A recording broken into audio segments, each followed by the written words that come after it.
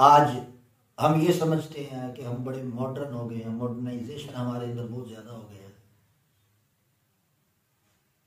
और हमारी ज़ुबान पर सिर्फ एक ही चीज़ रह गई है, why I do, why I do, मैं क्यों करूं, किस लिए करूं। औज़ु बिल्लाहि मिनश शैतानिर रजीम, बिस्मिल्लाहिर रहमानिर रहीम, अस्सलामु अलैकुम व रहमतुल्लाहि व बरकातुहू। उम्मीद है कि तमाम नाजरीन और तमाम व्यूअर्स अल्हम्दुलिल्लाह बखैर वाफियत से होंगे। तो आज की नशिस्त बड़ी ही दिलचस्प है क्योंकि आज का उन्वान हर घर का उन्वान है। तो और बिल्कुल अगर आसान लफ्ज़ों में उस उन्वान पे बात की जाए तो आज का उन्वान है सिला रहमी। और सिला रहमी में बड़े सारे मामलात आ जाते हैं जिनमें दुनियादारी के तकाज़े हैं, मुआशरे के तकाज़े हैं, घर के तकाज़े हैं, घर वालों के तकाज़े हैं, हत्ता कि हम जिस स्कूल ऑफ थॉट से ताल्लुक़ रखते हैं वो इस्लाम है, हम जिस दीन को फॉलो करते हैं वो इस्लाम है, हम जिस मजहब के पैरोकार हैं वो इस्लाम है, हम जिस अजीमुल मर्तबत हस्ती की इत्तिबा में ज़िंदगी गुजारने की कोशिश करते हैं वो हमारे प्यारे आका हुज़ूर ख़ातमुन नबिय्यीन सल्लल्लाहु तआला अलैहि वसल्लम है। और बीइंग अ मुस्लिम हमारे ऊपर कुछ रिस्पॉन्सिबिलिटीज है जो हुकूकुल इबाद के हवाले से है। और हुकूकुल इबाद आसान लफ्जों में सिला रहमी का दूसरा नाम हुकूकुल इबाद है। तो मैंने जो पहले अर्ज किया कि हम इस्लाम के पैरोकार हैं, तो इस्लाम वो दीन है, ऐसा खूबसूरत मजहब है जिसमें जानवरों के हुकूक का भी ख्याल रखा गया। तो आज मैं NQ चैनल के ज़ेरे एहतमाम हुकूकुल इबाद की आप शाख कह लें, आप जुज़्व कह लें, आप हुकूकुल इबाद का एक उन्वान कह लें, टॉपिक कह लें, जिस भी अंदाज से आप उसको समझना चाहें। तो मैं जिस अंदाज में मुझे समझ आती है मैं तो उस अंदाज में कहूँगा कि आज हुकूकुल इबाद के जिस पहलू पर मैं रोशनी डालना चाहता हूँ, जिस पहलू को अपने नाजरीन के साथ मैं शेयर करना चाहता हूँ, बताना चाहता हूँ, उस पहलू का नाम है बहू और सास का आपस में रिश्ता क्या हो। क्योंकि आज मुआशरे में दुकानदारियां चल रही हैं, आज हम ये समझते हैं कि हम बड़े मॉडर्न हो गए हैं, मॉडर्नाइजेशन हमारे अंदर बहुत ज़्यादा हो गया है और हमारी ज़ुबान पर सिर्फ एक ही चीज़ रह गई है, why I do, why I do, मैं क्यों करूं, किस लिए करूं। तो इन सारी चीज़ों से हट के ना ज़रा आज शरफ़ इंसानियत को समझें।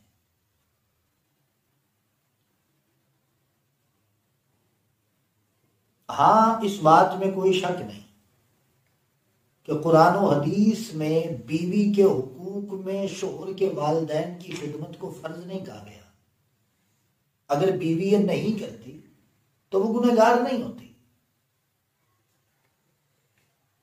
लेकिन ये भी कहीं नहीं कहा गया कि ना करने की सूरत में अगर बीवी शोहर के वालिदैन से बदतमीजी करे, बेअदबी करे, तो वो गुनाह नहीं है। सास समझ के ना सही, इंसान समझ के तो इंसान किसी से प्यार कर सकता है ना। लेकिन आज हमारे मुआशरे में चूंकि हम सोशल मीडिया पे देखते हैं कुछ लोग कम इल्म कम फहम, बल्कि मैं उन लोगों की सोच को कहूंगा कि इंतहाई यतीमुल फिक्र और गरीबुल इल्म लोग हैं, वो जो आधा इल्म बताते हैं, मुकम्मल नहीं बताते। तो आज की ये नशिस्त खुसूसन उन बहनों बेटियों के लिए और उन भाइयों के लिए है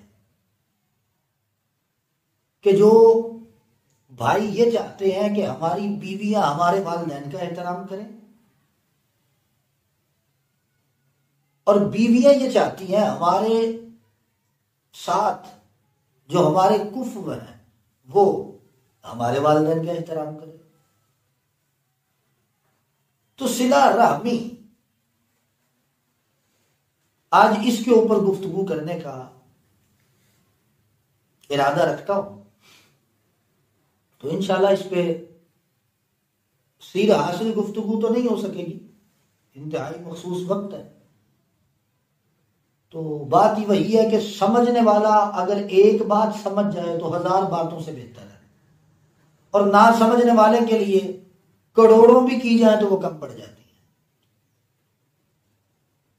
आज सोशल मीडिया पे बड़े लोग ये बताते हैं कि बीवी के ऊपर ये फर्ज नहीं है, बीवी के ऊपर ये फर्ज नहीं है, बीवी के ऊपर ये फर्ज नहीं है। इसमें कोई शक नहीं, लेकिन ये बात भी ज़हन में रखें, जहां फराइज नहीं है वहां बदतमीजी भी फर्ज नहीं है। वहां बदतमीजी भी फर्ज नहीं है। मेरे आका हुजूर खातमुन नबीयीन सल्लल्लाहु अलैहि वसल्लम, आपका फरमान, हुजूर ने फरमाया, उस्ताद भी तुम्हारा बाप है, तुम्हारा बाप भी तुम्हारा बाप है, और वो भी तुम्हारा बाप है जिसने तुम्हें बेटी दी।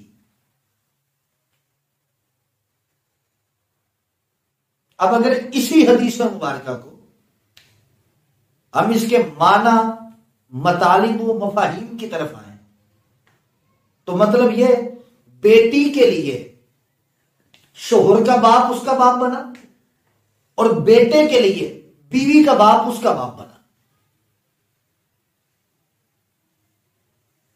तो बाप की बीवी ही मां बनी ना। तो कुरान में क्या फरमाया गया, रब्बिरहमहुमा कमा रब्बयानी सगीरा, कि या पाक परवरदिगार मेरे वालिदैन पे रहमत फरमा, करम फरमा, फजल फरमा, जिस तरह इन्होंने बचपन में मुझ पे रहमत फरमाई, मुझ पे करम किया, मुझे पाला। और मेरे भाई मेरी बहन, हम इन बातों को बड़ा महजूज हो के सुनते हैं, जिसमें यह कहा जाता है कि कयामत का दिन होगा, कयामत के दिन में अल्लाह रब्बुल इज्जत उससे भी मुआफ फरमा देंगे जिस औरत ने कुत्ते को पानी पिलाया हो। और हम कहते हैं वाह वाह वाह वाह, हाँ भाई इतने से अमल पे जन्नत मिल जाए। तो सोचो, जो रब कुत्ते को पानी पिलाने पे जन्नत दे सकता है, वो सास की खिदमत करने पे जन्नत नहीं देगा?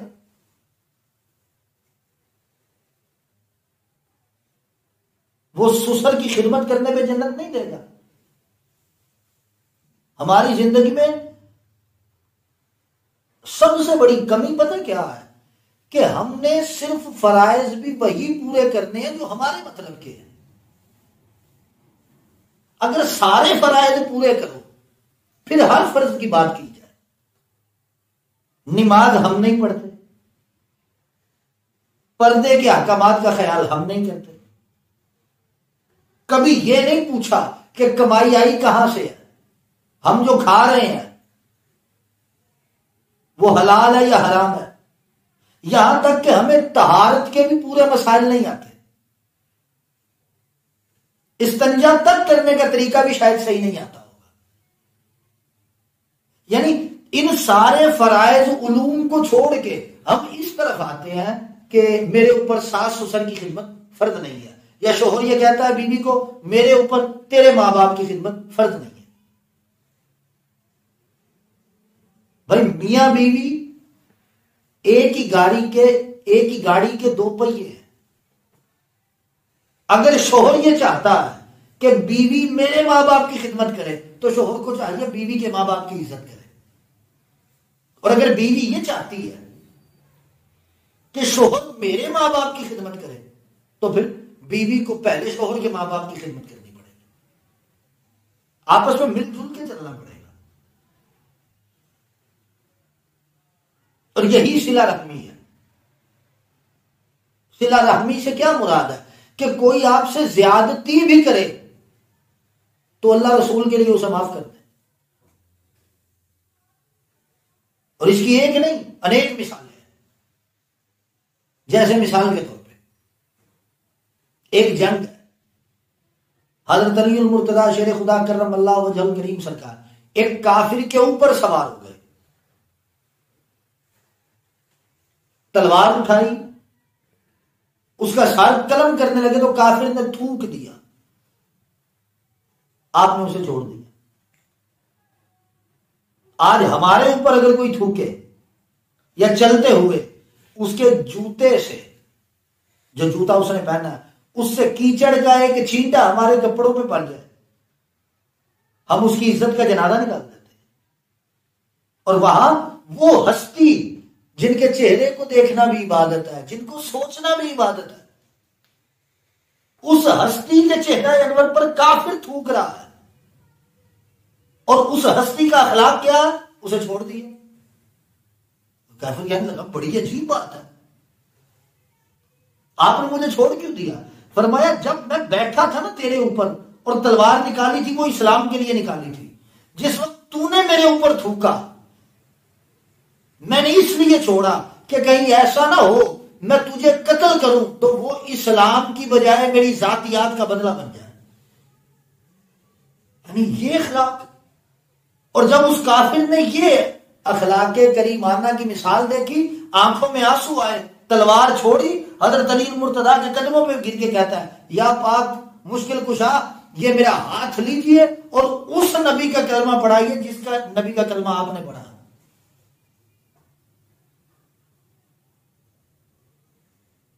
सिला रहमी ये इबादत है और अजीम तरीन इबादत है। कोई पता नहीं, ये अल्लाह और उसका रसूल बेहतर जानता है कयामत वाले दिन अल्लाह ने किसकी नमाजें कबूल करनी है किसकी नहीं करनी, किसका हज कबूल करना है किसका नहीं करना, किसके रोजे कबूल करने हैं किसके नहीं करने, किसकी ज़कात कबूल करनी है किसकी नहीं करनी, किसका कौन सी इबादत अल्लाह रब्बुल इज्जत ने कबूल करनी है कौन सी नहीं करनी है, कोई नहीं जानता। अल्लाह रब्बुल इज्जत कुरान करीम में इरशाद फरमाते हैं फवैलुल लिल मुसल्लीन अल्लज़ीना हुम अन सलातिहिम साहून, कि गोया तमाम तर इबादत चाहे नमाज है, रोजा है, हज है, ज़कात है, कुछ भी है, वो कबूल करनी है तो अल्लाह ने करनी है और अपनी मर्जी से करनी है। अगर उसकी मर्जी न हुई, वो चाहे तो नमाजियों की नमाजें मुंह पे मार दे और चाहे तो बेनमाजी को बख्श दे।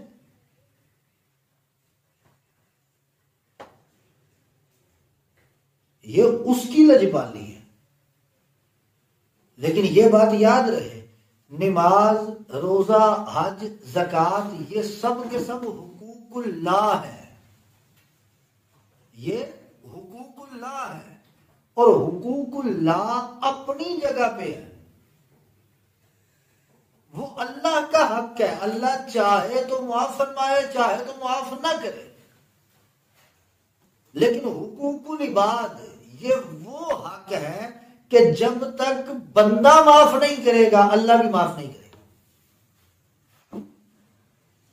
मान लिया इस हकीकत से, मैं समझता हूं इनकार करने वाला भी इस्लाम से इनकार कर रहा है और वो हकीकत क्या है कि बीवी पर सास ससुर की खिदमत फर्ज नहीं, यह हकीकत है, मान लिया। लेकिन इसका दूसरा पहलू देखें, और वो पहलू क्या है? बड़ी लंबी हदीस मुबारक है, लेकिन इंतहाई मुख्तसर करके जो नतीजा देना चाहता हूं कि सैयदना सिद्दीक़ अकबर रज़ी अल्लाह तआला अन्हु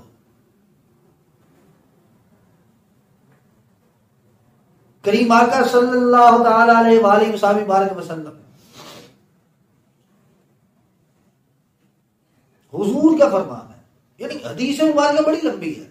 अम्मा आयशा सिद्दीका, सैयदा तय्यबा, ताहिरा, आबिदा, साजिदा, आप से मरवी है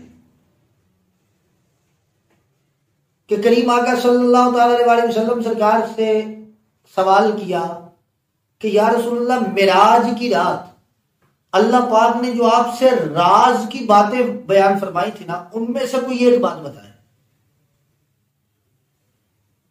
अब हुजूर ने जो जवाब फरमाया ना, वो जवाब ये था, फरमाया जिसने मेरी उम्मत में से जिस बंदे ने मेरी उम्मत में से किसी के टूटे हुए दिल को जोड़ दिया, उस पर जन्नत वाजिब हो गई। बड़ी तवज्जो से सुनिएगा, जिसने टूटे हुए दिल को जोड़ दिया, किसी की दिल जोई कर दी, किसी के साथ सिला रहमी कर दी, किसी को प्यार कर दिया, किसी रोते को हंसा दिया, उस पे जन्नत हो गई वाजिब। अब जब उस पे जन्नत वाजिब हो गई, ये बात अम्मा आयशा सिद्दीका ने सैयदना सिद्दीक़ अकबर पाक रज़ी अल्लाह तआला अन्हु जब आपको बयान की, सैयदना सिद्दीक़ अकबर रज़ी अल्लाह तआला अन्हु आप तशरीफ फरमा हुए, यानी बैठे और ज़ारो कतार रोने लग गए। अम्मा आयशा सिद्दीका सैयदा तय्यबा पाक आप अर्ज करती हैं, बाबा जान इतनी बड़ी खुशखबरी और आप रो रहे हैं, वजह क्या है? तो सैयदना सिद्दीक़ अकबर पाक ने फरमाया, बेटा आपने इस बात के सिर्फ एक पहलू को देखा है, आपने सिर्फ ये पहलू देखा मेरे बेटे कि जिसने टूटा हुआ दिल जोड़ दिया, उस पे जन्नत वाजिब हो गई। मैं रो इसलिए रहा हूं कि जिसने टूटा हुआ दिल जोड़ दिया, उस पे तो जन्नत वाजिब हो गई, लेकिन जिसने किसी का दिल तोड़ दिया, उसका क्या बनेगा? तो हमारी जुबान से निकले हुए लफ्ज तलवार से गहरे जख्म दे जाते हैं। क्यों? तलवार एक दफा बंदे को मारती है, जुबान बार बार बंदे को मारती है। और आज हमारे घरों में यही चल रहा है। यही वजह है कि सास की बहू से नहीं बनती, बहू की सास से नहीं बनती। थोड़ा सा सबको मिलके चलना होगा। सास को यह चाहिए कि वो बहू को अपनी बेटी समझे, किसी की पराई बेटी ना समझे। जब अपनी बेटी समझेगी तो बहू का दर्द भी अपनी बेटी का दर्द लगेगा। बहू का फर्ज यह बनता है कि वो सास को अपनी मां समझे। जब वो दिल से उसे मां समझेगी ना, फिर सारी चीजें पीछे रह जाती हैं, फिर हर चीज पीछे हो जाती है। फिर यही होता है कि नहीं, मेरी मां है।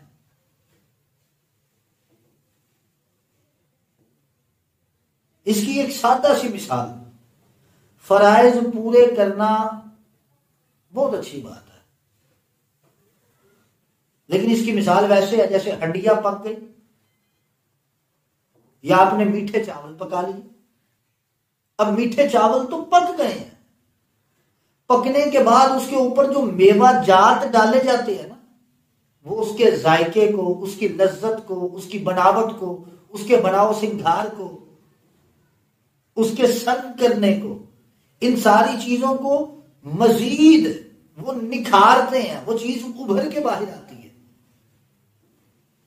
जिसको हम गार्निश कहते हैं या फिनिशिंग टच कहते हैं। वो सजावट के लिए होती है। इसी तरह नमाज फर्ज है, लेकिन साथ नवाफिल किस लिए है? वो इसलिए है कि फराइज सज जाए, फराइज और खूबसूरत हो जाए। तो ठीक है, अगर सास ससुर की खिदमत वाजिब नहीं या फर्ज नहीं है तो उनको इंसान समझ के तो सिला रहमी की जा सकती है ना। लेकिन अगर कोई उनको इंसान भी ना समझे तो फराइज के चक्कर में गुनहगार हो जाएगा। तो ये आपस की रंजिश है, ये सारा कुछ महज इसलिए है कि हम एक दूसरे को मानने के लिए तैयार नहीं। हम ये समझते हैं कि अगर हमने मान लिया तो हम तो गिर जाएंगे। हम ये क्यों भूल गए कि प्यारे आका पाक का मीठा मीठा फरमान है कि अगर झुकने और आजी से तुम्हारी इज्जत कम हो जाए तो कयामत वाले दिन मुझ मोहम्मद से ले लेना सल्लल्लाहु अलैहि वसल्लम। यानी हुजूर फरमा रहे हैं, यानी आजी करने वाले की इज्जत का जिम्मा हुजूर ले रहे हैं। और एक रिवायत में तो यहां तक है कि जिसने मुझे 2 चीजों की जमानत दे दी, मैं उसे जन्नत की जमानत देता। वो 2 चीजें क्या है? फरमाया, एक वो जो 2 जबड़ों के दरमियान है, यानी जुबान, और दूसरी चीज सतर, पर्दा। आमतौर पे पर्दा किसे कहा जाता है वो अलग बात है, लेकिन मैंने लफ्ज सतर इस्तेमाल किया है और मैं इस लफ्ज को अवामी एतबार से खोलना मुनासिब नहीं समझता। जिसे इसकी समझ ना आए वो कमेंट कर दे, उसको पर्सनल में जवाब दे देंगे। और फिर एक हदीस मुबारक, हम मुसलमान हैं ना, अब सिला रहमी की अगर बात कर रहे हैं तो हम मुसलमान हैं, और मुसलमान की तारीफ क्या है? इस वीडियो में एक सवाल छोड़ के जा रहा हूं। आज हम दावा मुसलमानी करते हैं। मेरा एक छोटा सा सवाल है, how can we define we are a Muslim? कि हम किस तरह से इस चीज को साबित कर सकते हैं कि हम मुसलमान हैं? क्या कलमा पढ़ने वाला मुसलमान है? मुसलमान की तारीफ क्या है? माजरत के साथ हम में से 95% लोग ऐसे हैं जिनको मुसलमान की तारीफ ही नहीं आती, और बातें हमसे जितने मर्जी कलामे में डाली जाए। तो ये सवाल छोड़ के जा रहा कि मुसलमान की तारीफ क्या है? कमेंट जरूर कीजिएगा। हाँ, जब आपके जवाबात मौसूल होंगे उसके बाद हम अपने अंदाज में बताएंगे कि मुसलमान की तारीफ है क्या, मुसलमान कहते किसे हैं, मुसलमान होता कौन है, मुसलमान की मीम से क्या बनता है, मुसलमान की सीन से क्या बनता है, मुसलमान की लाम से क्या बनता है, मुसलमान की अलिफ से क्या बनता है, मुसलमान के नून से क्या बनता है। इन 5 लफ्जों की एक हकीकत है। क्यों कि लफ्ज भी नाम और नसब रखते हैं। ये जान रखो, मदह करनी है तो हर लफ्ज की पहचान रखो। ये हुरूफ अपने अंदर पूरी कायनात समोए हुए हैं। तो बस ये सवाल है कि हम कैसे मुसलमान हैं, कि मुसलमान की तारीफ क्या है। अगर मेरा ये सवाल आपको सोचने पे मजबूर कर दे तो फिर एक लम्हे के लिए ना रात को लेटने से पहले शर्मिंदा जरूर हो जाना कि सारी जिंदगी मुसलमानी में गुजार दी और ये भी नहीं पता हम मुसलमान कैसे। मुसलमान की तारीफ जो मेरे मुस्तफा पाक ने बयान की है, उस तारीफ में इबारत में अरबी पढ़ देता हूं, तर्जुमा नहीं बताऊंगा, वो आपके जवाबात के बाद तशरीह करूंगा। इबारत क्या है?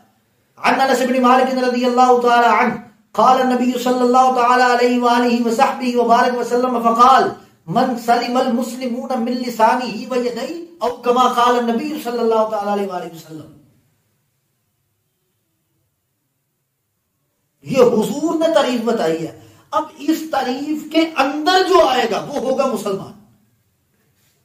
जो इस तारीफ से बाहर चला जाए, फिर चाहे वो पीर है, चाहे वो गद्दी नशीन है, चाहे वो किसी मसनद आला में बैठा है, चाहे अपने आप को खुद साख्ता वक्त का गौस कहता है, वो लानती तो हो सकता है, कामिल मुसलमान भी नहीं। क्यों? हम मुसलमान उसे मानेंगे जो उस पैराग्राफ में, उस पैरामीटर में आए, उस बाउंड्री में आए, उस हुदूद में आए जिस हुदूद को खुद साहिबे कलिमा ने बयान किया है।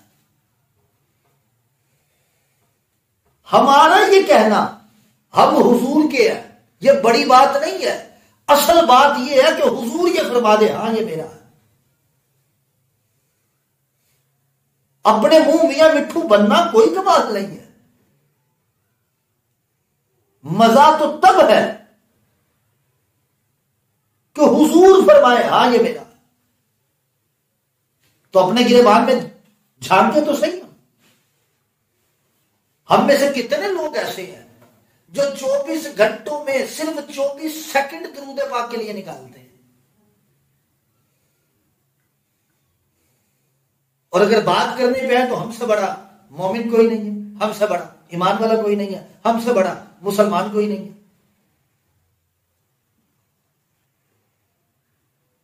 भाई मुसलमानी का तकाजा पता क्या है? मुसलमानी का तकाजा क्या है? मुसलमानी का तकाजा यह है कि तूने मुस्तफा करीम को मान लिया, तूने हुजूर को मान लिया। यह है तकाजा मुसलमानी। जब हुजूर को मान लिया फिर हो क्या, तेरा अखलाक क्या हो? तपती रेत है, सूरज आग दहका रहा है, और रेत ऐसी गर्म है कि किसी के पांव का चौथा हिस्सा भी रेत पे आ जाए तो पांव गल जाए, आबले पड़ जाए। इतनी तपती हुई रेत में एक शख्स को कोड़ों से मारा जा रहा है। तपती रेत पे कोयले दहकाए गए हैं, उन कोयलों पे उसे लिटाया गया है, उसके ऊपर पत्थर रखा गया है, जुबान पे कोयला रखा गया है, और सिर्फ इतना कहा गया कि हुजूर को छोड़ दे। और उस शख्स का जवाब एक ही था, ये एक जान क्या है, अगर हो करोड़ों तेरे नाम पर सबको वारा करूंगा। बिलाल हबशी रज़ी अल्लाह ताला। वजह क्या? कि हुजूर को मान लिया और अपनी तबीयत में वो अखलाके करीमाना ले आए कि जुल्म करने वाले को भी जालिम नहीं कहते। ये सिला रहमी है। आज हमारे मुआशरे में तो वैसा जुल्म ही नहीं है। हां, हम खुद साख्ता मजलूम बहुत है कि मेरे साथ ये भी हुआ, मेरे साथ ये भी हुआ, मेरे साथ ये भी हुआ। जरूरत ही समझ की है, कभी किसी ने आके ये भी बताया है कि मैंने ये भी किया, मैंने ये भी किया, मैंने ये भी किया। वो मियां मोहम्मद बख्श आरफे खड़ी, मुझे उनका वो एक शेर याद आ गया। फरमाते हैं, बुरे नु मैं लंबन टुरिया ते बुरा ना लंबा कोई, अपने अंदर झाती पाई ते मेरे तो बुरा ना कोई। और फिर फरमाते हैं, हड्डियां कंबन गोडे खड़कन ओढ़ गया लक तेरा, अजे भी बदियों बाज नहीं आया, वाह बंदिया दलेरा। यानी आज अगर हम किसी से सिला रहमी चाहते हैं तो पहले हमें खुद वैसा होना पड़ेगा। आज की पढ़ी लिखी, अगर मॉडर्न जबान में कहूं तो गिव एंड टेक। तो इसलिए ये जो घरों में नाचाकियां, और फिर कहीं बहू के लिए सास किसी बाबे के पास जाती है, कहीं बहू किसी बाबे के पास जाती है, बाद में ये पता चलता है बाबा जी के अपने घर के हालात ये हैं। वजह क्या है? ना बहू रब को सजदा करती है, ना सास रब को सजदा करती है, और जिस ढोंगी बाबे के पास जाते हैं वो बाबा भी अल्लाह माशाल्लाह वैसे ही होता। हाँ, अगर वो बाबा ऐसा हो ना जो इत्तेबाए मुस्तफी में चल रहा हो, इत्तेबाए सिद्दीक़ अकबर में चले, इत्तेबाए फारूक आजम में चले, इत्तेबाए मौला उस्मान पाक में चले, इत्तेबाए मौला कायनात में चले, इत्तेबाए हसनैन करीमैन शरीफैन में चले, इत्तेबाए गौसे आजम में चले, इत्तेबाए हुजूर सैयदी फैज़ आलम में चले, इत्तेबाए कुदवतुल औलिया में चले, इत्तेबाए हाजी मोहम्मद नौशागंज बख्शवाक में चले, इत्तेबाए ख्वाजा मोइनुद्दीन चिश्ती अजमेरी में चले। अगर इस रास्ते पे चलेगा ना तो वो बाबा एक ही बात कहेगा, बीबी मैं तो अपना दर्द ठीक नहीं कर सकता, हाँ तेरा दर्द ठीक करने का एक ही मदावा है, वो ये है दुआ मैं करता हूं, अल्लाह की बारगाह में सजदा तू कर।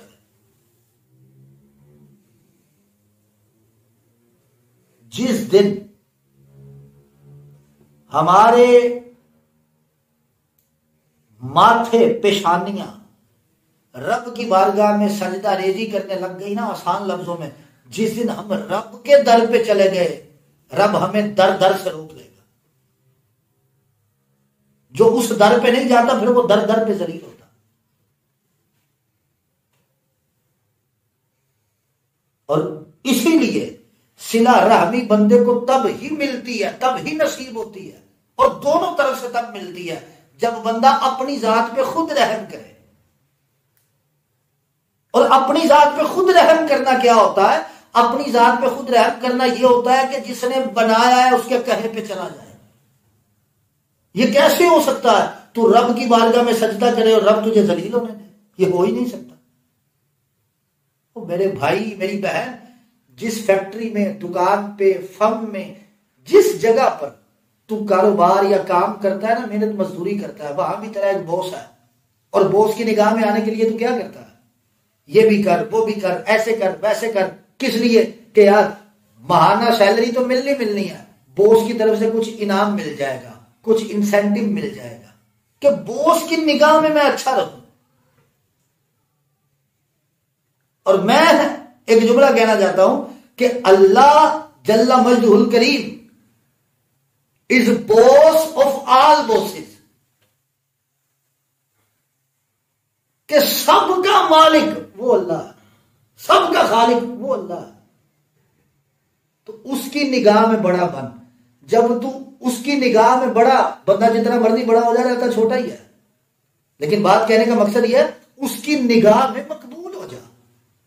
जिस दिन तू उसकी निगाह में मकबूल हो गया, वो तुझे सारी दुनिया में ऊंचा कर देगा।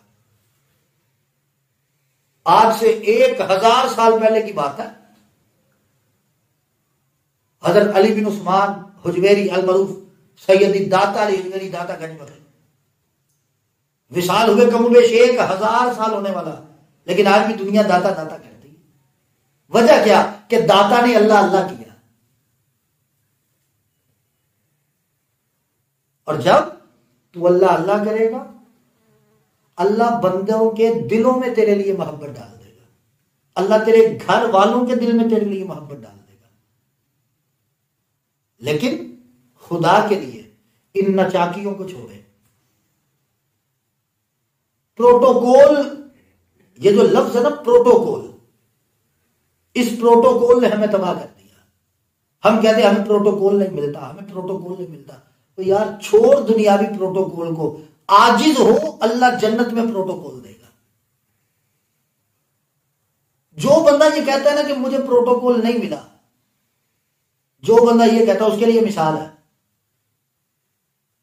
और जिसको ये मिसाल भी समझ में ना आए, फिर वो बात समझ ही नहीं सकता।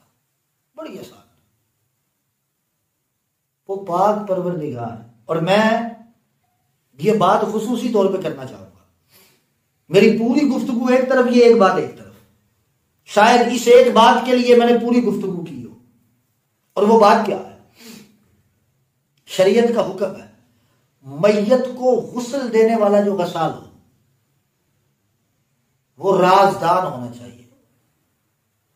यानी ऐसा ना हो कि मैयत को गुस्ल दे और बाहर जाके मैयत का ऐब बयान करे कि उसके जिस्म पे ये भी था, उसके जिस्म पे ये भी था, उसके जिस्म पे ये भी था। ये शरीयत का मसला है। तो सदके ना जाए उस अल्लाह के, वो पाक परवरदिगार जो मरने के बाद भी बंदे को जलील नहीं होने देता, मरने के बाद भी बंदे का पर्दा उठने नहीं देता। और फिर प्रोटोकॉल क्या है? मरने वाला मर गया है, लेकिन प्रोटोकॉल ये है कि लोग तरस तरस के बारी का इंतजार कर करके उसको कंधा देते हैं। एक कंधा देता, फिर दूसरा देता, फिर तीसरा देता, फिर चौथा देता। यानी लोग उसको कंधा देना अपने लिए बाइस फख्र समझते हैं। ओ खुदा के बंदे सोच, जो रब तेरे मरने के बाद तुझे जलील नहीं करना चाहता और मरने के बाद तुझे प्रोटोकॉल ये दे रहा है कि बंदे तुझे कंधों पे उठा रहे हैं, ये कैसे हो सकता है कि तेरी जिंदगी में वो रब तुझे जलील करे? इसका मतलब है जो रब मरने के बाद भी तेरी इज्जत पमाल नहीं ना करता, वो तेरे जिंदा होते हुए भी तेरी इज्जत पमाल नहीं करता। हां, हम खुद करते हैं। कैसे?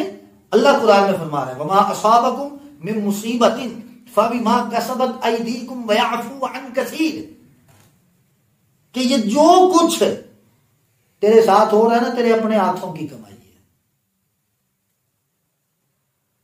और फिर सूरह नूह में फरमाया हत्ता युगय्यिरू मा बिअनफुसिहिम, कि अल्लाह उस कौम की हालत नहीं बदलता जो अपने आप को खुद नहीं बदलती। तो इसलिए इस चीज का रोना छोड़ें कि फुला नहीं बदलता, फुला नहीं बदलता। सास ये कहना छोड़े मेरी बहू नहीं बदलती, बहू ये कहना छोड़े मेरी सास नहीं बदलती। अपने आप को अपनी अपनी जगह पे एक दूसरे के लिए खुद बदले। हम जानते हैं कि सास को मुझसे क्या चाहिए और सास जानती है कि बहू को मुझसे क्या चाहिए। अगर दोनों सिर्फ अपनी जिम्मेदारी समझ लें तो हर घर अमन का गहवारा हो जाएगा। लेकिन इसके लिए वो है ना कि अपने हिस्से का दिया खुद ही जलाना होगा। हमें खुद से पहले कोशिश करनी होगी।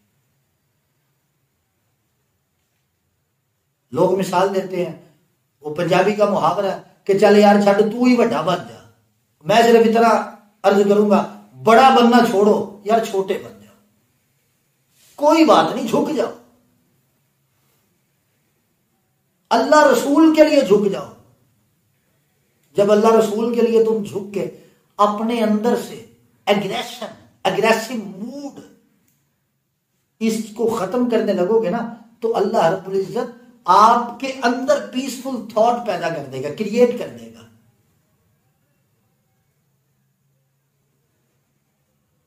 अल्लाह अलमाइटी द ग्रेट क्रिएटर, वो आपके अंदर से हर तनाव खत्म फरमा देगा। लेकिन उसके लिए करना क्या है? मत समझ के सामने सास है, मत समझ सामने ससुर है, बस ये समझ सामने इंसान है। और इंसान की कदर क्या है? अगर सारी गुफ्तगू को समअप करूं तो कुरान की एक आयत सिला रहमी को समझने के लिए काफी है। और वो आयत क्या है? अल्लाह ने जल्ला जलालहू व अम्मन वालहू व आज़म शानहू फरमाया वमन अहयाहा फकअन्नमा अहयन नास जमीया। एक और मकाम में फरमाया वमन कतल नासा फकअन्नमा कतल नास जमीया। जिसने ये नहीं फरमाया सास ससुर को, बहू को, बहन को, बेटी को, फलां को, फलां को, फलां को, अल्लाह पाक ने मुतलकन फरमा दिया जिसने किसी एक इंसान को जिंदगी दी उसने पूरी इंसानियत को जिंदगी दी, जिसने किसी एक को कत्ल किया उसने पूरी इंसानियत को कत्ल किया। तो मेरे भाइयों दोस्तों, बुजुर्गों, माओ, बहनों, बेटियों, कत्ल करना सिर्फ ये नहीं होता कि आप किसी को फायर कर दें, किसी की गर्दन काट दें। आपकी जुबान से किसी का तशख्खुस और किसी की सेल्फ रिस्पेक्ट जब आप अपनी जुबान के बारिश पे करते हैं तो उसकी इज्जत का कत्ल होता है, और ये सबसे ज्यादा अजियत वाला होता है।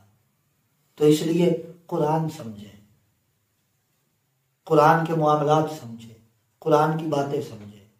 और कुरान की बातें समझने के लिए सिर्फ इतना कहूंगा कि इस तरह के मजीद उन्वानात बेशुमार आएंगे, बड़े बड़े आएंगे।